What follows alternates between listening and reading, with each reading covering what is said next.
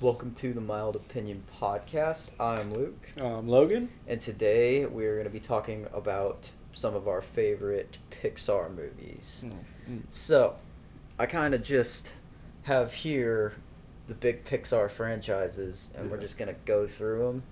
But first off, do you have a Pixar specific movie or franchise within Pixar that you feel especially strongly about? As far as movies go, I mean, growing up, especially being, our age, a lot of the big ones, the big movies that we watched were Pixar, because that was like very beginning of like the nostalgia, like the Pixar heyday, like the early 2000s. I would say ones that I've watched a ton and are very nostalgic to me are Cars is up there. I've watched Cars many, many times. Monsters Inc. also up there. And then what else? Toy Story. I don't know. There's just as you go through and I think about it, I'm like, man, there's like, I mean, They have a lot of good most ones. most of the ones from that time period, Finding Nemo, Yeah. all that. I mean, A Bug's Life. Yep. So I don't know. I would say top for me though is probably Cars. Cars. Cars is great. I feel like that's one where as I've gotten older, I haven't watched it as much as I like should, and then I'm always like, oh man, I could watch Cars. But I'd say for me, one that I always go back to is The Incredibles, because just the first thing, specifically the first one, I didn't mind the second one, but the Yeah. first one is so like classic and still is like quoted. I mean, they're all Pixar movies are quoted a ton, honestly. Yeah. But I've always really liked The Incredibles quite a bit, and I'm excited because I think number 3 is coming. So, you know, 20 years after the first one dropped. Yep. But yeah, that'll be great to see. But we're gonna start here at one of the bigger ones, is Toy Story. So Toy Story, I kind of have like I love Toy Story, but I also have like my complications with that as the franchise has gone on. So like, what do you think of the Toy Story franchise? So Toy Story, Toy Story 1, fantastic. Nostalgia, all that, fantastic. As it gone on, Toy Story 2 was pretty good, not as good as the first. I absolutely hated Toy Story 3. I don't know. Oh, I me just too. wasn't a fan of Toy Story 3 at all. And then Toy Story 4, at first I didn't like it, but then I kind of appreciated what they done because I'm like, this, as much as it is like a Toy Story movie, like, you could tell in Toy Story 4, you're like, all right, they made this for the people who grew up watching Yeah. Toy Story. The people who are our age now. Yeah. This was not, I mean, as much as it was for kids, like, there was too much emotional depth and stuff like that in Toy Story 4 for it to be, like, just for, you know what I mean? Yeah. Like, they knew who their audience They was. really did, because like that's what Toy Story 3 like that's why Toy Story 3 put such like a sour taste in my mouth, is because I'm like, Toy Story 1 and 2 are so like fun and like chipper and cheery, and then Toy Story 3 is like, Andy doesn't play with his toys. It's been years since he played with his toys. Like, he picks up Woody and then like tosses him down, Yeah. and they're like, oh no, like our owner doesn't love us anymore. And then the homicidal bear was like there's this scene in Toy Story 3 which I'm like, this seems like something that would happen in like some superhero movie, where they're all like joined hands, just like accepting their fate that they're Yeah. about to be incinerated. And I'm like, oh man, remember last one where their biggest issue was dealing with Al McWiggins' toy store, and now they're about to die in an incinerator at like basically at a place where they get just like tossed around and like broken and Yeah. stuff. It was rough. It like broke me when I watched that. Yeah. Yeah, I think with Toy Story, the first one is just always unbeatable to me. Mm-hmm. And I agree with you. I watched the fourth one, and the fourth one kind of has some of that same, like, growing up feeling to it, but it wasn't as just, like, downright devastating Yeah. as the third one, and it kind of felt like the characters were, like, still their, like, best selves. But I think just Toy Story 1's unbeatable. Unbeatable. But I was going to ask your thoughts, because I think you've seen Lightyear, right? I have. What do you think? I have not seen Lightyear, but, like, what do you think of it? So I think a lot of people when it came out did not like it. I enjoyed it. I thought it was a fun watch. I know that a lot of people didn't like it just because they had like different expectations for it. But like Toy Story aside, like it's not really even anything to do with that. I mean, it's a character that is in Toy Story, but like this is like Buzz Lightyear's like story. You know what I mean? Like this is a story about Buzz Lightyear and all that. I thought the animation on it was really good. The story wasn't bad. Like it was a fun kind of adventure movie. Sure. And I mean, I don't know. It wasn't bad. I didn't hate it. I didn't love it. But also, I feel like it's just so different. Other than it being about Buzz Lightyear, it really has not a ton to do with like Sure. anything like that. So I don't know. It was a fun watch. I think a lot of people didn't like it just because they had different expectations for the movie, which is fine. But personally, I thought it was decent. It was Yeah. a decent watch, fun watch. Yeah. It has been on my watch list for a while. I just haven't gotten around to it yet. But yeah, so like, do you think I would like it? Probably. I mean, you kind of just gotta go into it and be like, all right, this is an animated space adventure. Okay. I don't have major expectations for it or anything, too, and usually, like, if I go into a movie like that, I'll get pleasantly surprised. So, Yeah. hopefully that's what ends up happening. But to go over to your favorite one here, Cars. How do you feel about? I've seen the first and second one, but I've only seen the second one once. I couldn't get into it a whole lot, but what do you think about Cars and then the sequels? Cars 1, phenomenal. Absolutely fantastic. I mean, it's a good Lightning McQueen origin. There's a lot of world building and stuff with like all the other cars, like the personified cars and all that. Really Sure. cool. Radiator Springs and all that's awesome. All the characters are really sick, especially not only like the Radiator Springs characters, but also the racing characters and stuff like that. Yeah. Like McQueen's rivals. Cars 2 is terrible. Oof. Absolutely awful.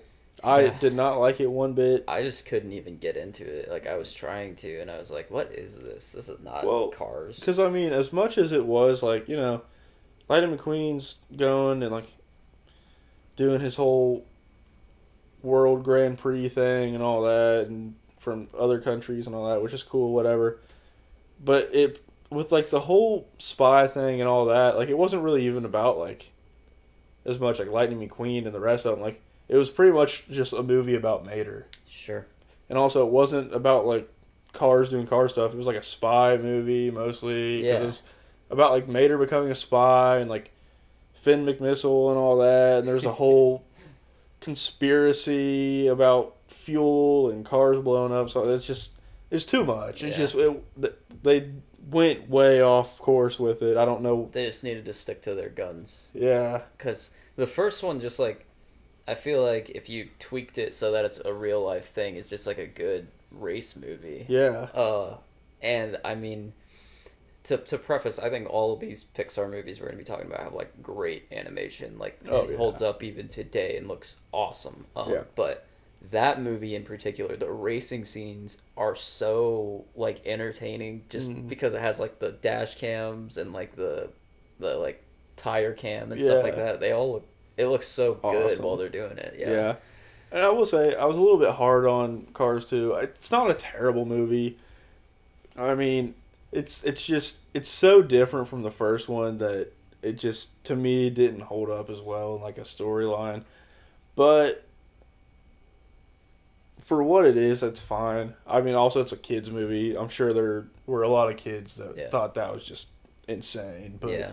I don't Like, know. oh, he's a spy now. I wasn't a fan of it. I'll just say that. Yeah, I couldn't get into it. It was not what I was like wanting. Yeah. A follow up from the first one to be. That's kind of where I was at with it too. Yeah.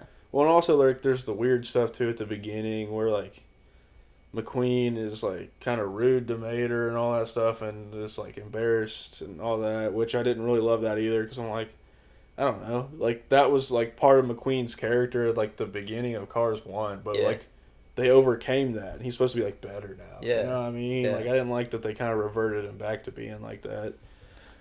Yeah. But anyway, getting really deep about Cars. I know, yeah. But That's okay. and then Cars 3, phenomenal.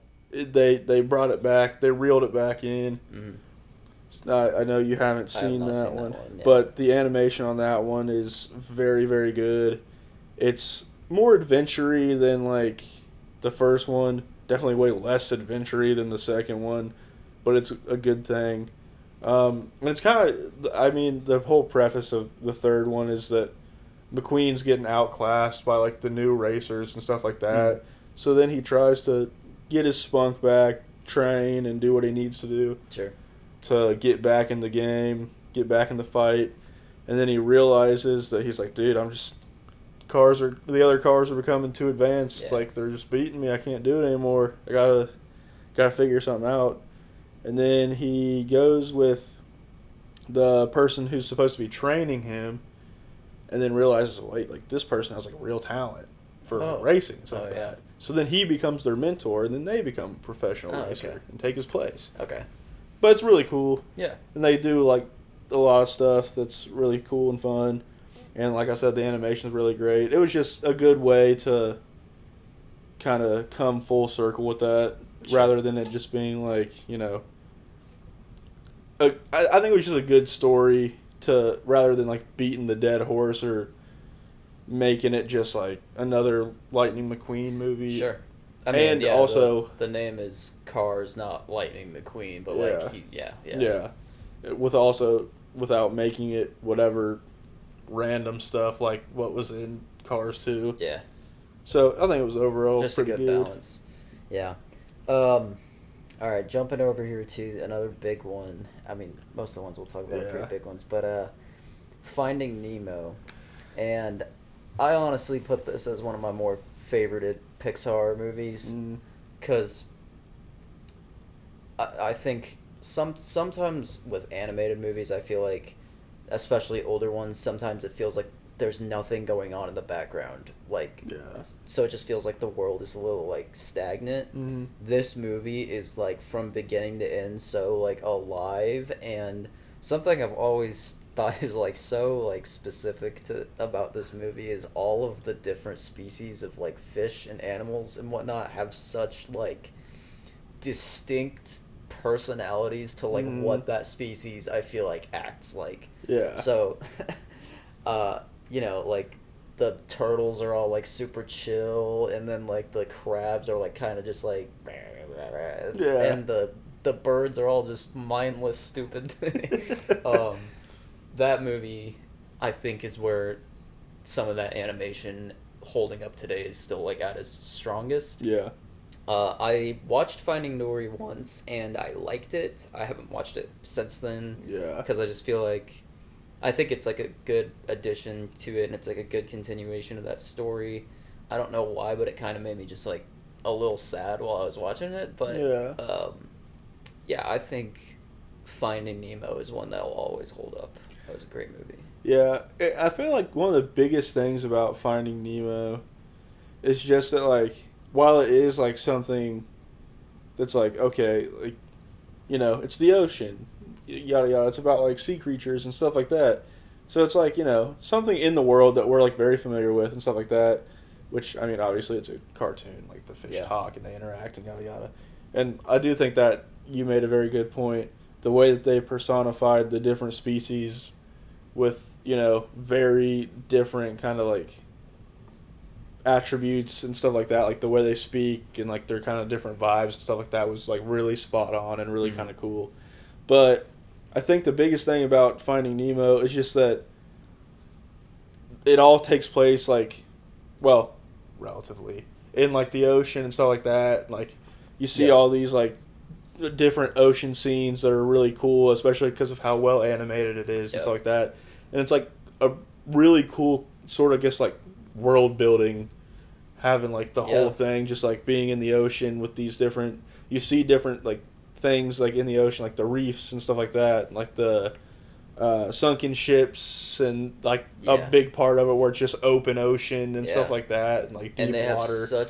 they have encounters too with like every like major different species you can think of in the water. Yeah. So like they have like sharks, crabs, whales, the fish with the big lights, Yeah. octopus, Yeah. barracudas, all sorts of stuff like that. Like it's everything you can imagine from a movie that's like just about the ocean, and they like wrapped it so well into like this adventure story that Yeah. that movie's just like so. Now that I'm thinking about it, I'm like, wow, there's like so much to that movie. Yeah. In addition to the story that just like makes it so like unique to Yeah. itself. Yeah. Well, and also I feel like a big thing about that too is just like, not only is it like cool animation wise and like the other things that we said that like make it super awesome, but also like what the story's about, like the depth of the movie emotionally and stuff like that, and like the family aspect and all that, and Mm-hmm. everything about that movie is just like they really knocked it out of the park with They this. did. That one's like that's like a home classic. Yeah. Yeah, I've watched that since all the way growing up. Yeah. Yeah. Jumping over to the next one here. Have you seen the Inside Out movies? I have. I have not seen Inside Out 2. I've seen Inside Out, Okay. like the original. Well, I originally did not see Inside Out 1 when it had come out for a few years, and I watched it and I was like, that was actually like a really good movie. And this is one where I feel like I don't know if I ended up liking the first or second one more, because I feel like the second one seemed like such a natural next step for what the like stakes of this movie are. So Mm. like I don't know if you've seen what the second one's about, but it's basically like the next phase of the young girl's life. So she's like getting more into like like more mid-teenage Yeah. range. So she has like all these new emotions that come, and I think it's like anxiety, boredom, and I don't remember what the last one is, but anxiety is the main bad guy in that, and like with that being like this past year's Pixar animation, so it's like top tier animation, but still being like, in terms of story, I think it's very on par with the first one. So like, what do you think of the first one, having seen that? I think the first one's really good. I thought that it was super unique, and the way that they went about like telling the story, like I think that it was really awesome that they took like a concept of, oh, all right, we're gonna make like characters out of each one of these emotions, and like show how they act and stuff like that outside of the person, as well as like in there with each other as like characters and stuff like that. It was really cool. And then they took that and found a way to put them on a kind of adventure to follow. I thought that was all really cool, especially seeing like how it is like them controlling her emotions from the inside, and then like how she projects it in the real world, stuff like that. It was cool, as well as like having this whole crazy adventure that made sense in a story like that. Yeah. So I think like some of the cool things about that too is just like the fun they have with it, of that the main characters in this, apart from the main girl, are like emotions themselves, but they like interact with other functions, like brain functions and stuff. So like in the first one they have a whole thing with like the imaginary friend, and then in the second one there's like they like run into like secrets and stuff like that, who they have like their own personalities and stuff. So and like just like ideas and stuff becomes a thing in the second one, where they like run into ideas, and the ideas have like personalities and stuff. So I thought that's just cool. So I was very impressed seeing the second one and being like, okay, wow, that was like, I don't know, first or second one, which one I end up liking better. Yeah. But I think the third one hopefully continues that. Yeah. Just because it's like you said, it is a very unique concept, but it fits Pixar very well. Yeah. I mean, I need to, because I liked the first one a lot, and I wanted to watch the second one. It was just one of those things where I never got around to it, and then it kind of just like fell on the back burner of like my list of things to Yeah. watch. Yeah. Well, yeah, it's definitely worth a watch. Mhm. A few more of the big franchises we'll touch on here. We'll jump over to The Incredibles, which we've Mhm. already mentioned. Mhm. But yeah, this one I feel like in terms of a Pixar movie and it still being like tailored for kids and stuff, I feel like this is just a good action movie as well. Yeah. And I also feel like this is a movie where, because of what the storyline is, you can watch it as a kid and enjoy it, and then as you grow up, you like kind of start to be like, wow, they were hitting some things that were kind of like more real than you think it was. Mm. So that's just been a show where I feel like as I've grown up, I've been able to appreciate it in different ways. And the last thing I'll say about it before I bounce this one over to you is I think this movie has the character which, out of most franchises and movies in general, I think deserves a spinoff more than any other character, which is Frozone. Mhm. That there should 100% be a Frozone spinoff, and I can't believe there isn't. Yeah, I think that would be really cool. Yeah, that'd be awesome. I think as far as the movies go, the first one, classic, awesome, good action movie. Even though, like you said, it's tailored for kids, it's just, it's a superhero movie. The storytelling is good. The animation's good. I mean, it's just a good movie. Yeah. The second one, I didn't mind it. I didn't love it, but it was pretty good. Yeah. I mean, there wasn't anything wrong with it. It was just kind of, it was fine. It was just a sequel.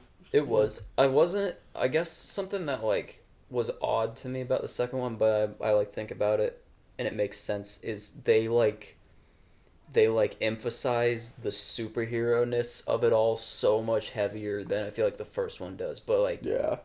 that's like normal, but in the second one it's like you're seeing like these insane people with like insane powers and stuff like Yeah. that you haven't heard of until just then, and it like fits the story. But yeah, the second one just wasn't as great, but it still was like, I'd say like I wasn't disappointed seeing it. Yeah. You know? I feel like it's a thing now, too, where a lot of people are like, oh, yeah, like, not everything needs lore, not everything needs to have a spin-off, yada, yada, yada. But one thing that I think definitely does deserve a spin-off, or especially I think I would like lore for it, is the Incredibles franchise. Like, having a movie set in, like, the past or something like that, Yeah. when, like, Mr. Incredible and Elastigirl are, like, young and stuff like that. Like, they flash back to and mention in, like, Incredibles 1 and all that. Yeah, like the golden age. Of Yeah, superheroes. yeah. I think that would be kind of awesome to have, Love like, a movie about, like, that when they're all, like, young and they have, like, the different superheroes that were mentioned here and there. Sure. The ones that Syndrome just massacred all Yeah. of them. Yeah. But yeah, I've always loved The Incredibles, and I'll be looking forward to the third one when that comes. Yep. What are your general impressions of Monsters, Inc.? So, I love Monsters, Inc. I've watched that movie so many times. I grew up watching it.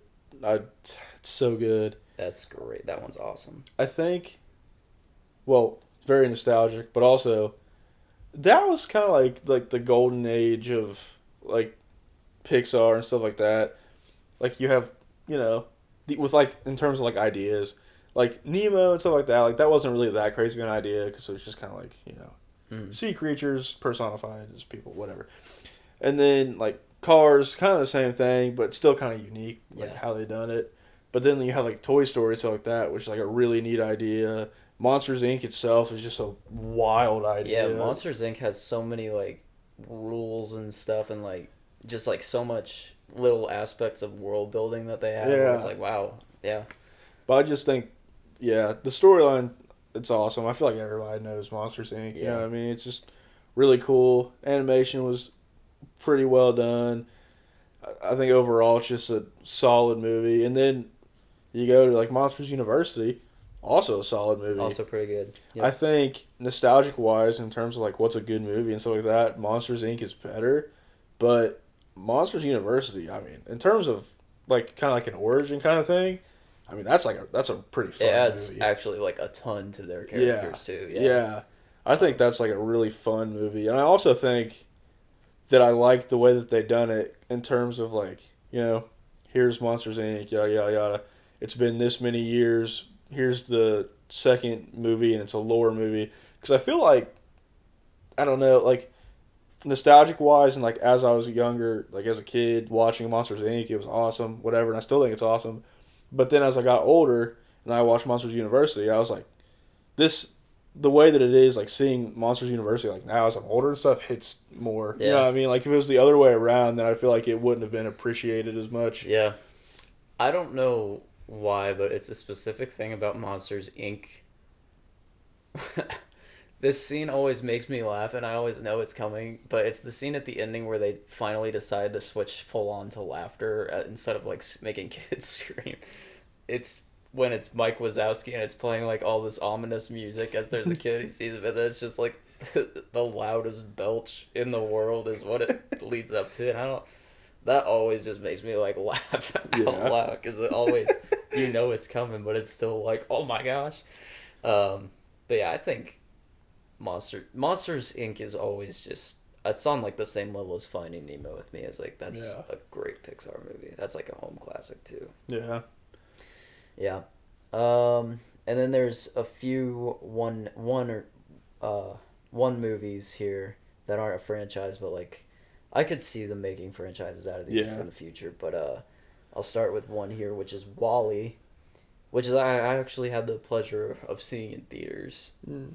when I was growing up, and I've always liked Wally. I don't have a whole lot to say about it other than it's just Yeah. it's Wally. I think Wally, animation wise, is beautiful. Also, the I guess idea behind it and kind of like the lesson about it, like the environment, like saving the environment and stuff like that, and like being like environmentally cautious and Mhm. stuff like that, is really awesome.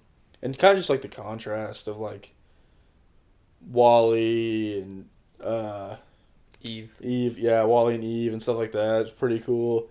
Yeah. And it's something as simple as like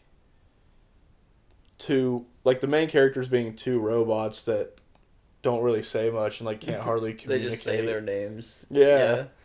Like I feel like they've done a good job like making it entertaining and like getting the story across, and, like the point and all that across with what they were working with. But I mean, yeah, it's Wally. It's Wally. It's a great movie. Yep. Good story, Yep. good idea. Yeah. It's just Wally. Yep.